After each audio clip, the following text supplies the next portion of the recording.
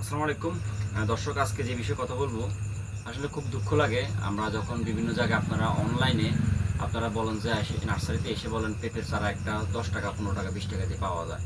আসলে প্রকৃতপক্ষে যারা আসল সৎ ব্যবসায়ী তারা একটা পেঁপের চারা আপনাকে খুচরা বা পাইকারি 15 টাকা 16 টাকা বিক্রি করতে পারবে না। হাইব্রিড জাতগুলা মনে করেন এটা হচ্ছে রেড লেডি একটা জাত।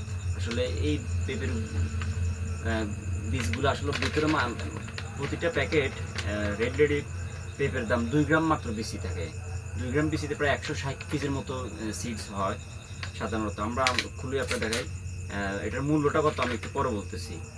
দেখেন অল্প কয়টা বীজ, অর্থাৎ 160 পিস মাত্র বীজ, আর 160 পিস বিসির দাম পড়ে প্রায় 920 টাকা আমাদের কিনে। যারা নার্সারি আছে তাদের কিনেন 920 টাকা থেকে 950 টাকা। আর যারা খুচরা কিনতে যাবেন তাদের জন্য হয়তো 1100 টাকা ধরবে দোকানদার।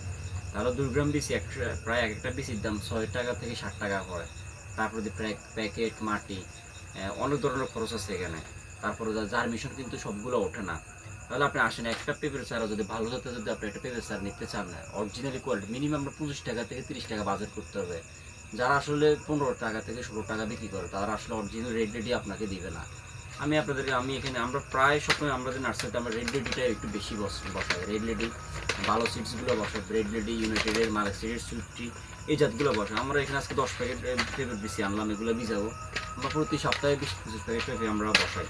তাছাড়া সামনে শীতকাল আসতেছে, তো যারা বর্ষা একটু এখন কমতেছে, বর্ষাকালে পেঁপে গাছ চাষ করতে হলে কিন্তু মালচিং দিয়ে চাষ করতে হয়।